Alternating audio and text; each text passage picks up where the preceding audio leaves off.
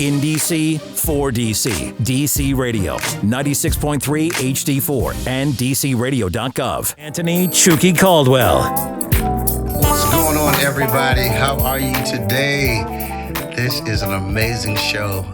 First and foremost, shout out to my whole entire DC Radio family. Everyone, Shane Lewis, Mr. Max Myrick, just everyone here. It's a beautiful day. It's a little rainy outside, but we're here, and I am glad to have this opportunity. I'm going to jump right into it today. I'm so excited about this guest that we got on today on Choppin It Up with Chook. This man here, let me first say his name. If you don't know, this is, if you all been seeing me posting the past couple days, I don't say Mr., I said the, T-H-E-E, the Daniel Weatherspoon. When I tell you all, this is the producer to the stars. Not only that, but he's just a great guy. So first and foremost, thank you, brother, for coming on the show. Coming on the show. Let me see. So we'll talk about how we know each other, all that good stuff. Right. I've had the opportunity be with you and as you were my supervisor and as a music director, and it was absolutely amazing experience. We had it was learning. It was like we were growing at all of that stuff, and now even after those years, I continue to see so many things. We talk about the albums. We're gonna get into y'all saw the post about the Grammys and the Dove Awards. We're gonna get into all of that here on Choppin It Up with you. So, first of all, y'all, I want to just mention a little bit of Dan. Is it all right if I call you Danny? Yeah, all right, because I know we on the air, brother. No, I'm easy. Easy. But he's based in the Washington, D.C. area now. Yeah. He is a Grammy and Dove Award-winning producer, composer, and music director, known for his passionate jazz-influenced gospel and R&B. So when I was posting this stuff on Instagram and all my social media, I said certified. Y'all got to understand, y'all will hear about this a little bit later, but this man here is certified with that stuff. He also, first and foremost, was raised in Chicago. Let's talk a little bit about that. So you're from Chicago, and tell us a little bit backdrop of you. I got the bio here, but it's no better than hearing it come from you, brother. Yeah, I mean, again, thanks for having me, man. Absolutely. Happy for you. I appreciate that, brother. Yeah, it's real talk. Just born and raised there, mom and dad still living there, Gotcha. In the same house we was born in. They've been in there 45, 50 years. Gotcha. Still on the same corner. That's crazy. Just grew up in church like everybody's pretty much 90% of America's story when it comes to music. Church, born and breed, and it just kind of snowballed. Gotcha.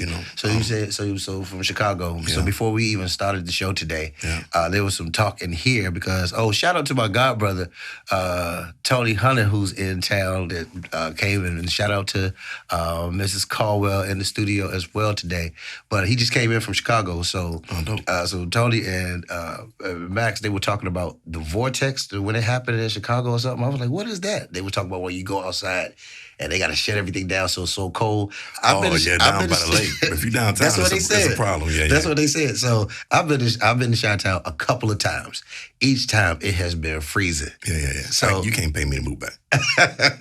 You couldn't give me a check to move back to Chicago. But y'all got what is it? Garrett's popcorn. Garrett's is cool. I mean, to me, Harold's Chicken is still king of the world. All right, so y'all listen to this. So when y'all take y'all little trips to Chicago, Harold's Chicken. That's the thing. I think I went to was it Giordano's, the pizza spot? Yeah. I never knew what a pizza pie was. Oh, yeah. They brought that. That joint thick as a book. I cut it in half and took the other half home. Yeah, that's a lot to eat. But you've been based there. You come from there. You migrated here to the DMV. Mm-hmm. Well, I went to Nashville first. Gotcha. Okay. Yeah, I was in Nashville for a couple of years. And then toward the end of the second year being there, we got pregnant with number 3. Gotcha. But it was just, I'm an introvert. So it was just me, wifey, and about to be 3 kids. Gotcha. And I'm good. I'm good. I don't need relatives, and I'm good without it. Right. But her family is, massive. Gotcha. 500 aunties and 200. So she just missed that whole support system. Got it. With 3 kids, and I'm working and yada yada. So we decided to come here for a minute. That's what's up. And it's been like 10 years. Wow. Yeah. Wow. And like I said, we're gonna talk about the. First of all, when I say he's acclaimed, y'all, he did touring as a musician. He shared the stage with so many artists. Beyonce called Thomas, BB, and CC, so many others.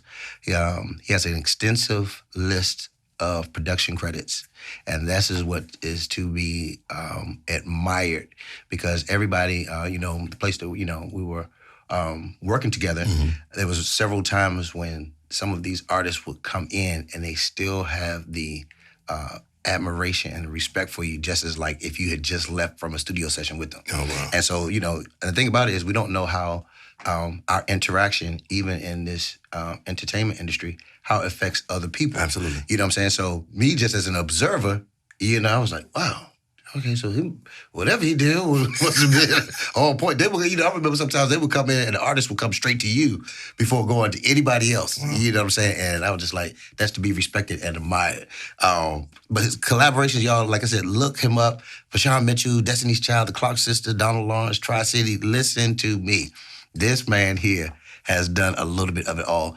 I always say one of the exciting parts about having my family and friends come on the show in the game is I have an opportunity to go do some research on you. And sometimes, we get, caught up in the monotony of just working together and don't know what a person's backdrop is. Got it. So doing the research and stuff, but like I had known about the your first project, which was in 2008, official. Yeah. So what? Well, it wasn't necessarily considered a record. Like I always feel like the Langley Park record was my first album. Got you. Like, I was still living in Chicago. We were planning to move to Nashville. So at the time, I was 90% gospel. Got you. As far as clientele and work and yada yada. So I had a collab of songs that I just wanted to get. I had a publishing deal with EMI at the time. So I wanted to have a collection of material that I can just kind of already have demoed or whatever, yada yada, to pitch. Got it. And then they wouldn't get in place for whatever reason. So then it was like, well, we done did these demos and stuff. We just might as well put it in the market. Got it. And that's how that's how it was the reason why I got released. Wow. But I never considered that the album or like the record. I never feel like my first album is actually the record I did here. Gotcha. In my eyes, because I know the story behind it. Gotcha. So that's how that one actually came to becoming a packaged CD. It was just like almost like a writer's a production reel. Gotcha. Okay. Because I was moving to a new city, needed some music to pitch people, blah blah blah, and then so that's how we put the official record together. Well, dude, I love your approach to music. Even when you just be playing the keys. A couple what was it, last month? Had an opportunity to come, and you were featured at Chuck Levin's, which is, if you listen to this in DC and the DMV, Chuck Levin's music store has been an icon for, I believe, since the 60s, I believe. Oh, wow. And that's a whole different history about that. But we had an opportunity to come up and just listen to you. You play Bless You Brother with the new endorsement with Noah and all that stuff. Yeah. You had keyboards up there. I was like, oh, that's real nice. It was cute, too. I mean, it was sounding amazing. But you've had just your approach, the way you approach music. You know what I'm saying? It's so many different influences in it. And so what is your inspiration behind what you do, period? What's your inspiration? It's hard. I feel like it's taken a few years to really evolve onto what I feel like I sound like. But I just know what sounds good to me. Gotcha. As far as what I take in. And, from Russell Ferrante to Tommy Sims to David Foster, and then you got the edgier stuff like Teddy, Will I Am, DJ Quick. It's just like there's so many things I enjoy listening to. Gotcha. And I just try to find a piece of everything and just put a piece of it in different records. And then over time, it's kind of helped mold the way I sound. Gotcha. And then still just, I don't want to mirror people that I enjoy listening to, but it's helped me just reproduce what feels good to me. Right. So now, so you've been music producer, you've been composer, you've been producer, you've been songwriter, MD, as an artist now. So like I said, this is a two-sided question. So, first of all, what do you like most about being an artist? Oh, what I like most about being an artist is artist, business person. I guess all of that is kind of in the same thing. Is I really don't have to answer to nobody. Gotcha. Like I don't have to follow the rules of what somebody thinks is going to require me to succeed in the industry or what street I'm supposed to go down or whatever. Like I feel like, I have that weight off of me where I can just kind of just be free to speak, what's on my mind. That's important, put it brother. in music and, it's a lot of, we know, we both know it's 80 billion people putting music online. Right. It's overwhelming. Right. And it's so much music, so much access and yada, yada, yada. So, it's really no point of mimicking anybody. Gotcha. If I'm going to put it out, I might as well just say it the way I want to say it. Gotcha. And just hope that it's received the way I'm putting it out. And you can hear the passion. Like all of your songs, they sound differently, and you can hear the passion of like the different, like you said, like the different influences. But it has your own. You got your own thing, and that's what is so great for everybody else to be able to experience. Yeah. Whether it's live, whether it's listening to it, you know what I'm saying, on the album. So with that, since the game has changed because time's a little bit different. Yeah. You know what I'm saying? So as an artist, what don't you like about, like you said, the artistry or the business of music? Yeah. Being in that middle ground, well, it's a couple things I don't like. Or I wouldn't say I don't like. It's just I hate I had to experience it. Well, it might take me a minute to get this one out. Oh, you good? Right, You so good? But that's what we're here for, bro. All right. One of the things that that was hard for me was I didn't have information on how to make my brand win. Got it. 20 years ago. Mm-hmm. Like, from all of the artists and the tours and the yada yadas and the folk you meet, I didn't sit under enough people that actually taught me how to think the way they think. Gotcha. I was always just taught how to be a keyboard player or taught how to play the role of the music director or whatever. I never had somebody just give me that nudge and say, yo, we in London. Take 2 minutes and go speak to the promoter and say what's up to him. Got it. Get his number. Like, we in South Africa. Yo, find out who booked the show. Who's the tour manager? Just go say hi. Like, I never thought to think that way. Right. So we just all over the place and flying and beautiful rooms and this, that, and other, and tour buses. And then when I go home, the only people I know is the people that was in the band. Gotcha. Like, I didn't take the initiative to build relationships. Right. On the other side of the table 20 years ago. So now here I am, at my age, that I'm not going to tell you. You 21, brother. You 21. And I feel like I'm starting over. Gotcha. Because now I have to be intentional about knowing the club owners, knowing the booking agents, knowing the yada yada. So that was weird for me. The other thing was weird for me was realizing how many people actually got your back. So how much weight you actually got to carry to get your own brand out. That's it. And I went through a lot. My story is where, I've been blessed to do a whole lot of stuff. Gotcha. You've been blessed to do a lot. A lot of people have experienced a lot of stuff, but it was at the hands of somebody else. Right. Right. Beyonce's tour was at the hand of somebody else. Gotcha. Carl Thomas was at the hand of something. Like, it was all for other reasons. Right. That I didn't have to think about. So now it's like, all right, Daniel, you got a record out. You need to do 50 shows this year. Or how you gonna get to them? Well, they don't gonna give you. Right. They only gonna give you $100 to show up. And the travel and the hotel. Yo, man, I done burnt out cars. Like, I done went through all of it. Like, I've been driven up and down the road. So one of the harder things for me was having to manage all of that and then be kind enough and respectful enough to the guys that's in my team. Gotcha. Where I don't treat them like trash. It's right. like, it's like if we got to play in Birmingham, yo, somebody got me booking to do a show in Birmingham. All right, I need to take 5 guys. I need to do this, blah, blah, blah. And it's like, yo, it's going to cost you $4,000 to pull the show off your overhead. And it's like, Yeah, man, that's great. We're going to give you $500. Right. It's just like, I guess we driving, fellas. You telling the truth, brother. It's like, I guess we get in the car and we going to just be eating sandwiches for the next 15 hours. Listen, I won't say no names, but we're talking about that, some of the venues that we like. Yeah, Me and you performed at one of the same venues that's out of town, and you drive a couple hours, maybe 4, almost 5 hours, and get there, and then there's no dressing room. I know exactly what you're talking about. You in Carolina. Right.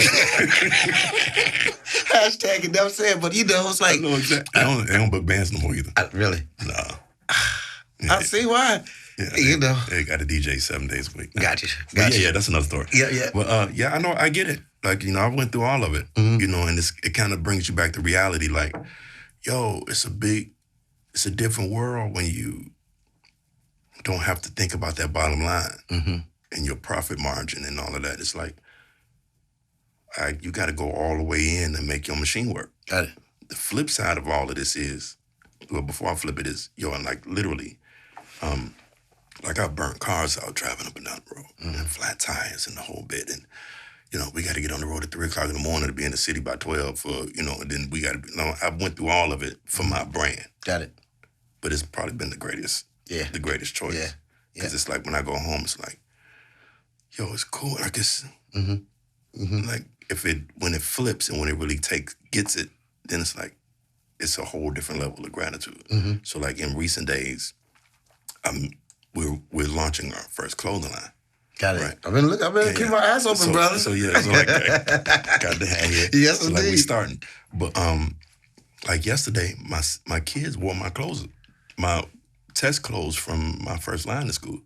Really? Like, they was like, yo, Dad, we want to wear your hoodie. I'm like, I'm not asking you to like promote this to your kids. They said, no, we think your clothes are dope. We want to. So I'm like, so now it's like, it's just a whole different kind of feeling versus just, yo, what you doing this weekend? Oh, I'm out. I got a flight at 6 a.m, blah, blah, blah. We're going to stay here. We're going to do the show. I'll be back. But no, you just look at life, your legacy, what you're going to leave behind, what point you just look at it completely different when you're on your seat. And the experience, it's second to none. It's different, like you said, it's different than, for lack of a better term, you're helping to further someone else's vision. But all of the hard knocks and the ups and downs of when it's your own thing as an independent and stuff like that is absolutely amazing. Absolutely. And you can't replace it. And so that's a great segue, brother, because one of the albums that you released in 2016, the Langley Park Project, and I was one of the first ones that went online, and before I even had a chance to even download the album, it was #1 on iTunes, if I'm not mistaken. And I remember #2, I'm not even looking at the paper or anything of that nature, was Frank Sinatra's collection of greatest hits or something. Yeah. And I was like, dude, I went online, I was like, I say what? Yeah, I was mortified. Oh my goodness, dude. But then like hearing, like I hadn't heard anything. We were working together, but I still hadn't heard any of it was all the way a fresh, new experience. Like, I'm on the edge of my seat. Like I want to hear the first thing. And what was crazy is I think one of the first songs I heard was Boston Avenue. Is that the first song on the album? Yeah. Dude, I had to sit down. I think that's featuring Leon Lacy. Leon Lacy, yeah, string arranger. Just the whole concept of, I was like, wow. And you like real talk, all jokes aside, it gave me the instant feeling. I was like, good gracious, I see this guy multiple times during the week. You know what I'm saying? In your role, what we were doing, but then on your personal stuff, I was like, wow, just the creativity and just the plethora of the ideas and how it came together. I understand why you won Grammys. I understand why you won Double Awards, because it has a certain pristine, it's effective and it's efficient as a producer. It ain't like by the time you put something out, you're trying to figure out, is that the right sound? You know what I'm saying? It's like you've gotten that part so up under your belt that's what other producers and other people, that's what we want to learn. It set a new standard. Oh, thank you. It definitely set a new standard. So even right now, y'all listening right here on Chopping It Up with Chook, I'm with the Daniel Weatherspoon. And We're going to stop that. We're going to cut that out today. He said, no more. Y'all, listen, I'm about to play this song. It's from the Langley Park Project. by Daniel Weatherspoon, and this song is called Boston Avenue. And this is the first song on the album, but when the album that was number one on iTunes, over top of Frank Sinatra, this was the first thing I heard. So take a listen here on Chopping It Up with Chook on DC Radio.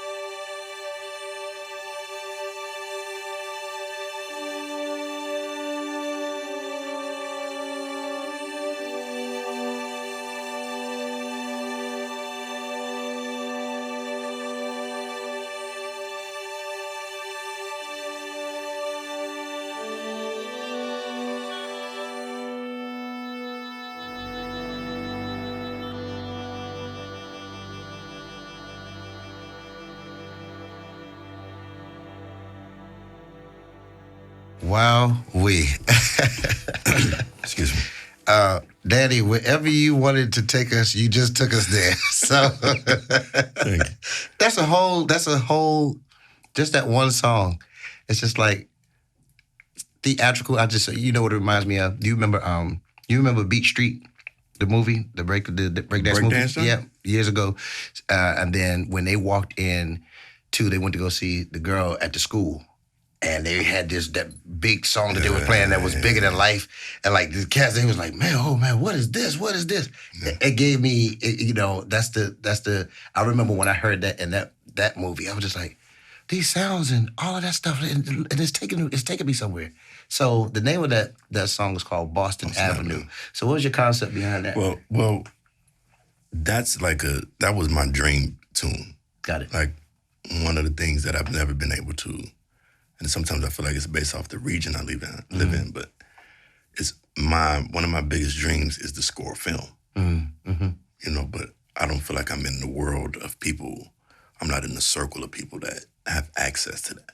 You know, like if I'm, like I feel like I need to be in a film city, like LA or Atlanta, you know, but I've always wanted to score a movie. So like my favorite genre of music is classical music. Gotcha. I can listen to it every day. Gotcha. Like even when I go to sleep, I put Music Choice channel on. You know, it's my preferred style of music. Got it. So when I decided to go into the record, I had to open the record with a piece that would get it out of my system. But you know what? That's amazing. Like I didn't even know that. Yeah, that's my favorite thing to do. Like if I'm I'm a movie buff, so I'm always like listening to scores, listening to, and I ain't talking about the R&B, the soundtrack to the record. I'm talking about the scoring under the films. Absolutely. Like, you know, so like, you know, that stuff speaks to me. And Boston Avenue was the street we lived on. Like every song on the record has a story behind it, even the new album. But when we first moved to Maryland, we moved in with our in-laws because we didn't want to buy a house right away. So the first year we stayed with our in-laws, and then when we got our own house, it was on Boston Avenue in Tacoma Park. Got it. So it's the first song on the record. It's the first street we lived on. Gotcha. So that's how the story. So people don't understand, like, you know, like the whole concept behind things. Like, so two things. So because the song is so vast, like you said, and then like you know, that album, and then, you know, I've been keeping up with you when you're doing dates out of town and all that good stuff.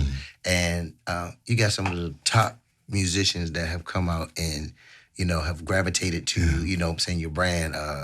Shout out to Greg Clark. Shout out to Sprat, Alvin Spratley on bass.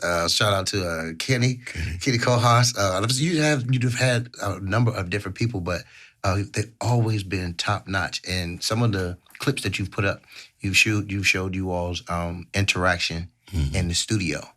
And so how has that been, like that the creative process? Well, I mean, it happened easy because, you know, I used my touring band on the new album. Gotcha. You know, they didn't do except for Antone, my bass player from Nashville. He's like my original guy, but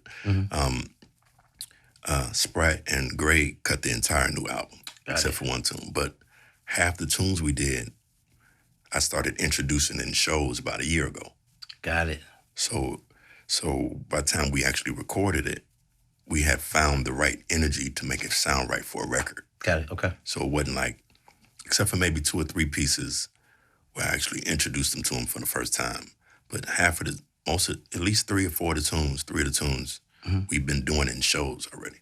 So we had already built this chemistry and, you know, figured out what works, and we just translated it to tape. Man, and it made the record feel and authentic. Yeah, like it's just like it's no stress or anything of that nature. So when you are creating a song, like what do you hear first? Do you hear like the beat, the bass, melody, or it just depends on? It depends. Some songs I hear I get inspired by my own or something, some kind of rhythm or chord structure, or I hear melody. It all kind of varies, you know. I don't really think there's a rule to writing tunes. Got it. So with you, I've also, like I said, not only do you have top-notch people who have either featured on your album, like that Boston Avenue featuring Leon Lacy. Y'all got to go Google that brother there. Listen, that absolute monster. But what's the difference? Or is there a difference between, like, let's say whether you're producing for yourself, you're producing for an A-listed artist, or a local artist? You did some stuff. You produced Charles Butler and Trinity, which is right here from the DMV. So is there a difference, or what is different? I don't think the work ethic is different. I think the stress level is different. Okay. Like,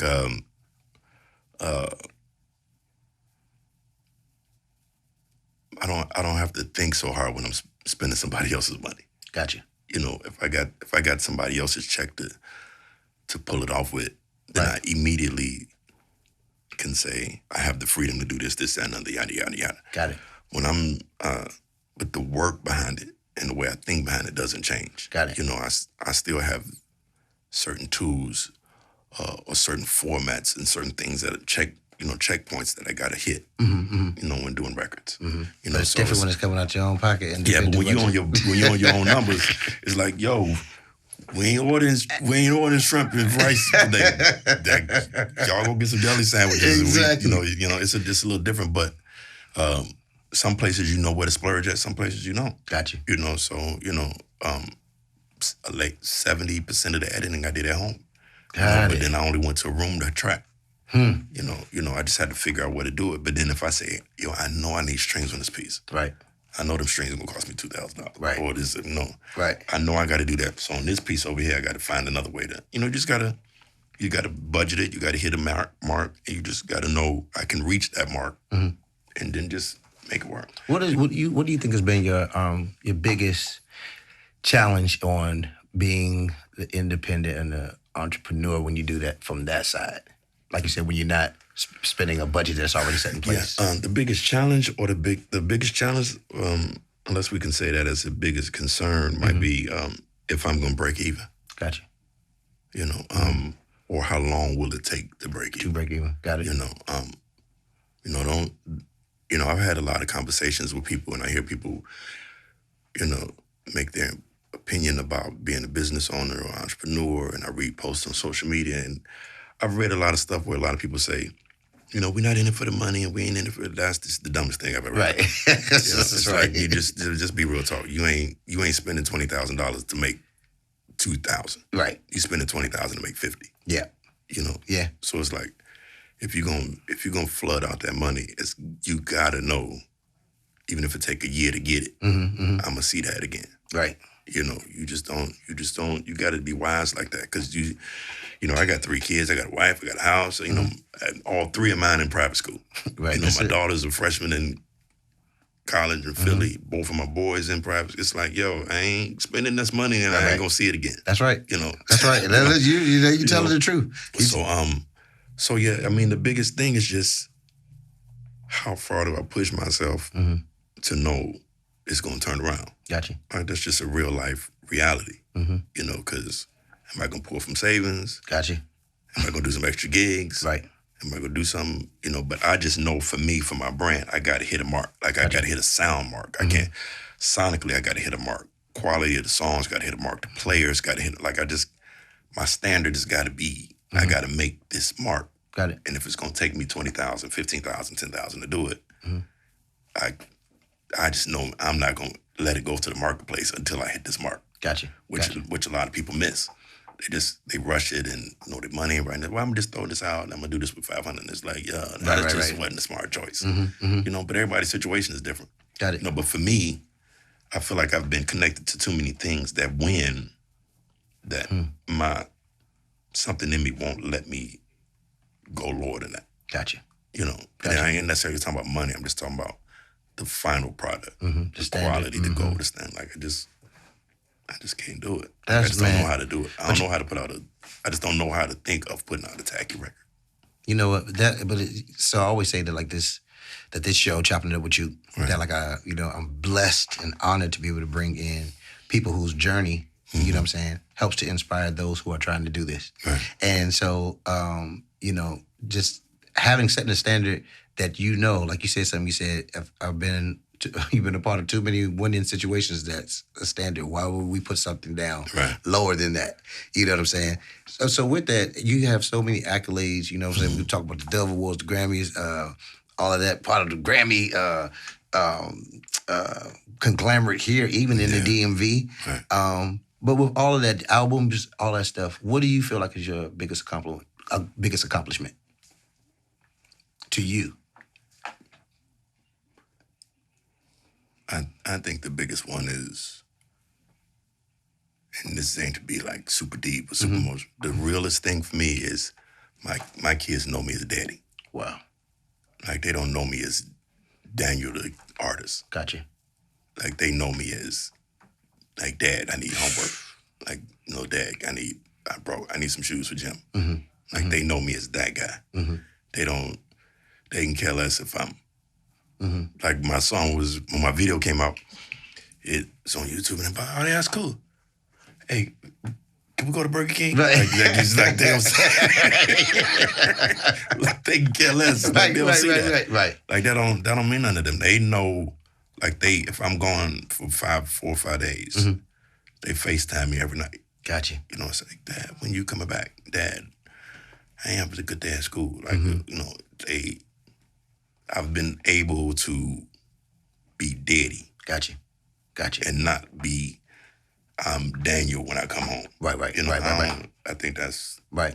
And the thing about it, and that also speaks though to the balance as a mature man. You know what I'm saying, and continuing proud and black excellence, brother. Real talk. And it take a long time to get there. Yeah, you know, music is funny. Yeah. You know, music is spoil jokers and have you thinking you know, you be out in L.A. doing something or be in New York hanging with some jokers and you think you gonna come home and, you know, your bedroom gonna look like the hotel room. Right. No, son, you gotta clean up. You gotta, you know, it's a different world. You know, it just bring you back to, my parents are homely. Like very just Southern, you know, so it just kind of, that reality kicks in where it's like, yo, and then the other side of it is we don't always see that money that we see on the road. That's right. You know, we That's don't, right. you know, we done seen some good checks. Right.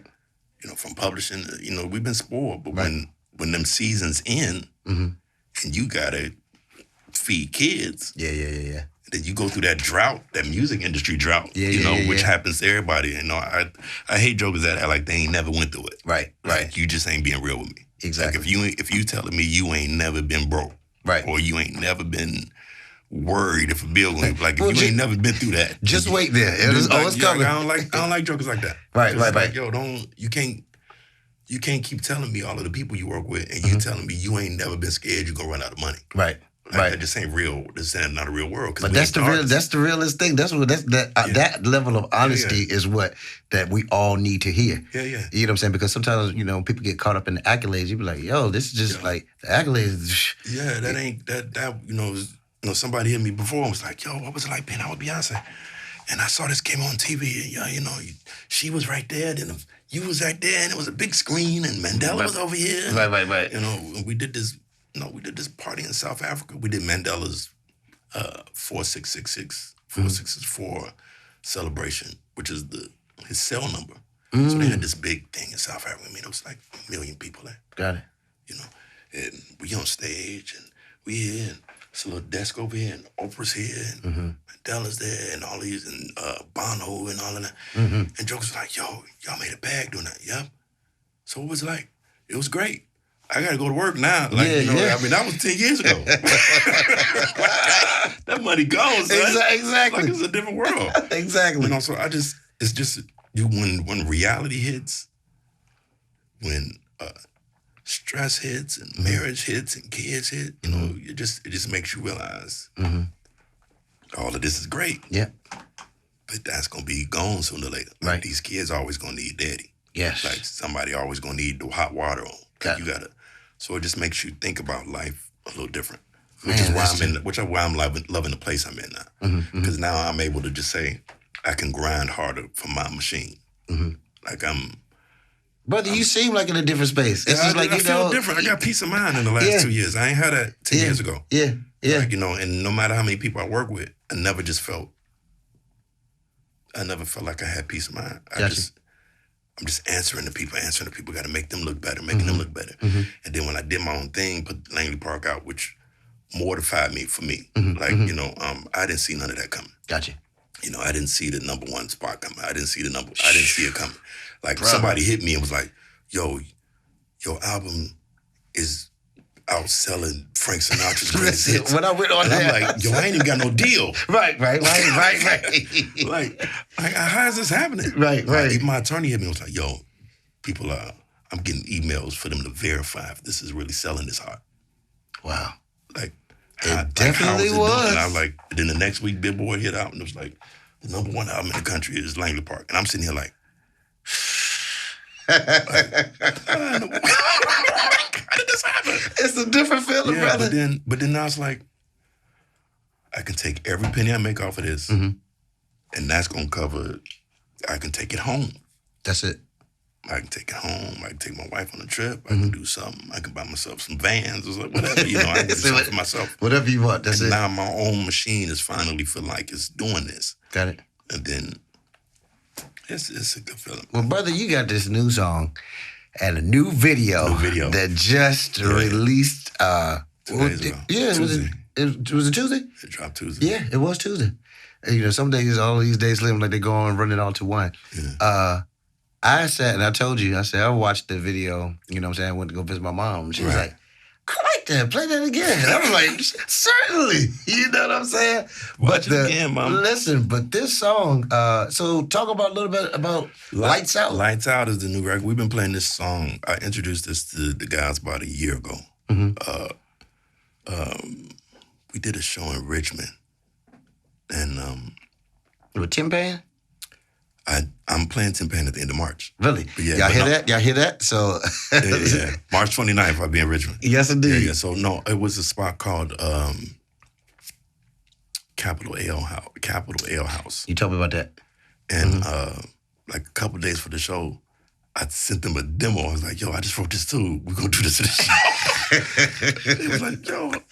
You was on your Thelonious I was Monk like, thing. yo, we gotta try. I got this idea. I'm gonna try it, and it worked. Right. And then I just kept it in the show. And then over time, it just evolved and evolved and evolved and evolved. And then it was like, all right, it's time to cut the record. And I was like, the first song we cut is like the one we did. Brother, and it was this one. This song feels amazing. And then I hit you up and said, I love the concept even of the video. And it's like, it's showing just so much. It's showing a little bit of your journey and your process from, from the different albums, but to see how you are progressing, man, not only are we proud of you, our culture and everything, because you're stamping something that it seems, to everybody who's listening, whatever it is that you're trying to do, have the passion for it honestly and genuinely from yourself, and see it all the way through.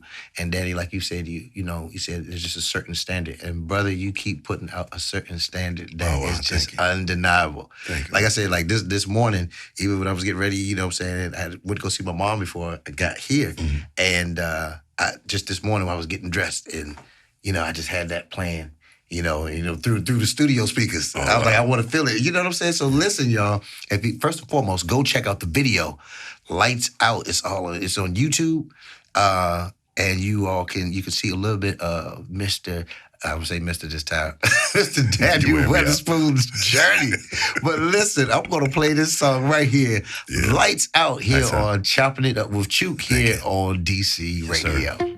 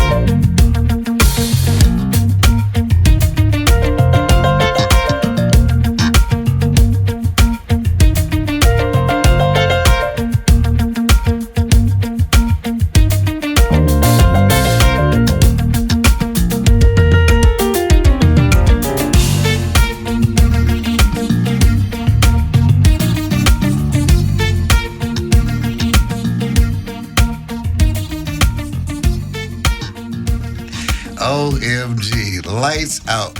Brother, that is so hypnotic. Thank you. I'm gonna tell you something that I just heard. So even when I was listening to it before, like the groove of it just felt so good. Another thing, it was just like when I used to come up on listening to like Joe Sample and stuff like that, but it's like with a whole new thing to it. Mm-hmm. And then I would just listen to you, like even when you were playing the piano, like you know, we use the term that music is a universal language. Yes. But even some of the riffs that you were just playing, the attack of the notes that you were doing sounds like it was communicating and laying back on some of the notes. Mm. It was a whole communication that was like, yeah, it is. Yeah. It literally is, brother. So like I said before, whatever it is that you try to express to us, it is very clear, it's very crisp and clean, and a winning sound. Yeah, I don't I don't feel like I'm I've always felt like I'm not the this guy. Ooh. You know, I'm not the guy that can do all of this. But like, you can. I feel like I'm great at decent at being a songwriter. Gotcha. You know, and but you can making it emotional or making people feel like they're part of what I'm doing. And then another thing I've always wanted to do with my music is one thing I feel like a lot of instrumentalists, especially modern day in our generation, mm-hmm. aren't doing is they aren't writing songs bigger than their brand. Gotcha. Like they're not writing, like they're great. They give great shows. Gotcha. You know, we can go see a whole lot of the homies and it's like, yo, the show was dope.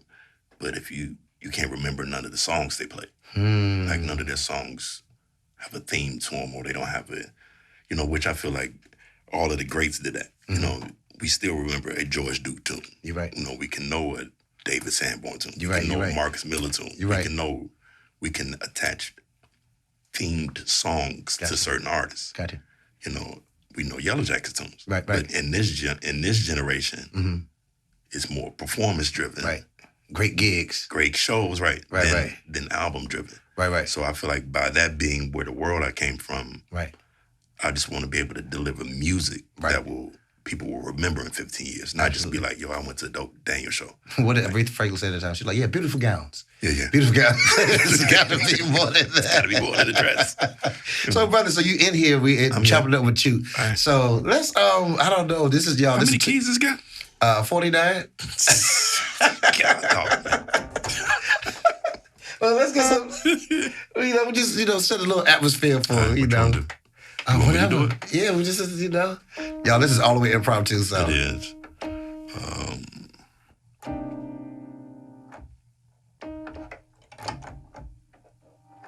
This ain't my fault. It's coming out louder now.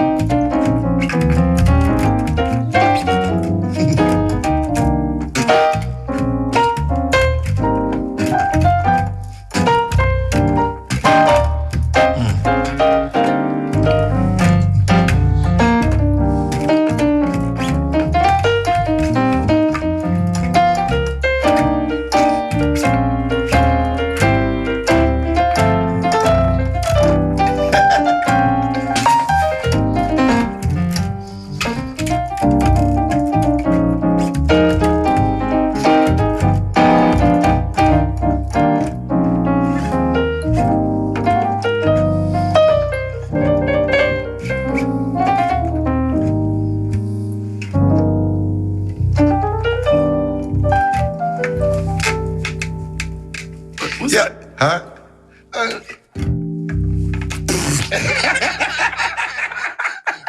Yo, listen.